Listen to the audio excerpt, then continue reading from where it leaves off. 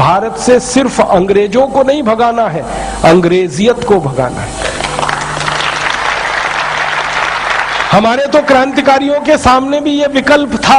अंग्रेजों ने, आपको मालूम है, ऑफर किया था कि ये जो सत्ता चल रही है इसमें हमारे साथ शामिल हो जाओ, तुम भी लूटो हम भी लूटे।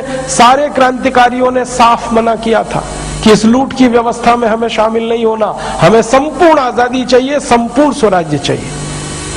और जिस क्रांतिकारी ने ये बात सबसे पहले कही थी ना, उन्हीं का नाम था नेताजी सुभाष चंद्र बोस। आपको मालूम है उनके जीवन की विडंबना क्या थी? उनको आईसीएस की नौकरी में सेलेक्ट होना पड़ा उनके पिताजी की इच्छा की पूर्ति के लिए। पिताजी चाहते थे कि बेटा मेरा कलेक्टर बने, और बेटे को बार बार वो ताना मारते थे कि तू बन नहीं सकता, तेरी होशियारी कम है, तेरे पास तैयारी नहीं है, इसलिए बहाना बनाता रहता है। तो बेटे ने अपनी पात्रता सिद्ध करने के लिए परीक्षा दी आईसीएस की, और उस जमाने में आईसीएस की परीक्षा देने के लिए 4-4 साल लोग पढ़ाई करते थे। नेताजी सुभाष चंद्र बोस ने सिर्फ 7 महीने पढ़ाई की थी, और उतनी पढ़ाई में उन्होंने आईसीएस के टॉपर की लिस्ट में 4थी पोजीशन पाई थी। उस जमाने में आईसीएस टॉप करना किसी भारतीय लड़के के लिए तो संभव ही नहीं था, क्योंकि अंग्रेज टॉप किया करते थे उस परीक्षा में। वो पहले भारतीय व्यक्ति थे जिनको 4था स्थान मिला टॉपर लिस्ट में। बड़ी मजेदार घटना है, वो लंदन गए थे, कैम्ब्रिज यूनिवर्सिटी में एडमिशन होके आईसीएस में बैठे थे।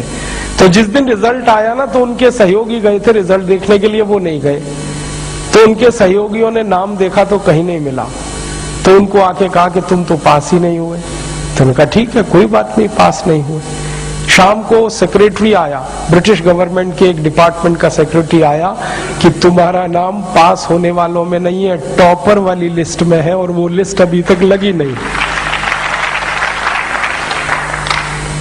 अब सुभाष चंद्र बोस को दुविधा हो गई कि मैं तो आईसीएस हो गया, अब मुझे कलेक्टर होना पड़ेगा, कलेक्टर माने लूटना पड़ेगा, लूट का कुछ हिस्सा अंग्रेजों को देना पड़ेगा। तो उनके मन में ये घमासान शुरू हुआ कि मैं इस लूट में शामिल हो जाऊं या लूट की व्यवस्था के बाहर निकलकर देश के लिए काम करूं। अंत में उनके दिल ने कहा कि तुमको तो लूट में शामिल होना नहीं है, क्योंकि तुम्हारा जन्म इसके लिए हुआ नहीं है। उन्होंने नौकरी को रिजाइन किया। जब उन्होंने इस्तीफा लिखा था तो ब्रिटिश सिस्टम में हड़कंप मच गया था, क्योंकि भारत में कई लड़के पहले आईसीएस बन चुके थे, किसी में हिम्मत नहीं हुई थी इस्तीफा देने की।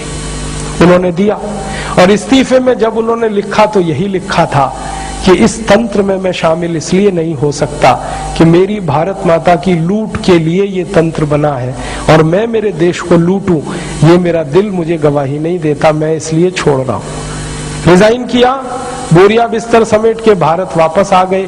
पिताजी के दिल पर वज्रपात हो गया कि बेटे ने आईसीएस को लात मार दी। तो बेटे ने पिता को समझाया कि इस नौकरी में तो मैं लात ही मारूंगा हर बार, जब तक भारत को लूटने की व्यवस्था ये करेगा तंत्र, तब तक मैं इसमें शामिल नहीं हो सकता। इसलिए चंद्रशेखर आजाद ने आईसीएस को छोड़ा, और जैसे आईसीएस छोड़ी उन्होंने, तो सारा देश उनके लिए खड़ा हो गया। जब वो लंदन से वापस आए थे ना, उस समय पानी के जहाज चला करते थे, बंबई में उतरे थे। जो हुजूम बंबई में निकला था, गजब के लोग थे वो। तो उन्होंने उसी दिन कह दिया था कि अब तो भारत आजाद हो जाएगा। क्यों?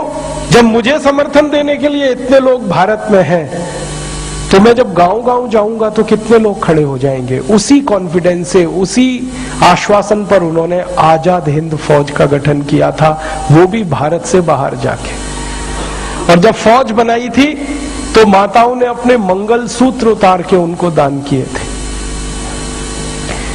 एक माँ उनके पास आई थी अपने अंधे बेटे को लेके कि इसको फौज में ले लो। तो उन्होंने कहा इसको तो दिखाई नहीं देता। तो बेटे ने क्या कहा कि दिखाई तो नहीं देता, लेकिन आपकी फौज में आ जाऊंगा तो दुश्मन की एक गोली तो कम कर ही दूंगा।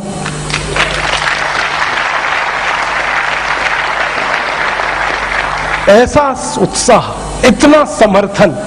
तो मुझे तो यही भरोसा होता है कि उस जमाने में अगर इतना उत्साह और समर्थन मिला देश के क्रांतिकारियों को, तो आज क्यों नहीं मिलेगा? जरूर मिलेगा।